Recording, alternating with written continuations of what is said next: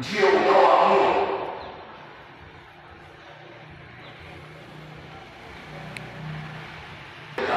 Kwa sababu vitu vya Mungu ni kuanzia neno la Mungu.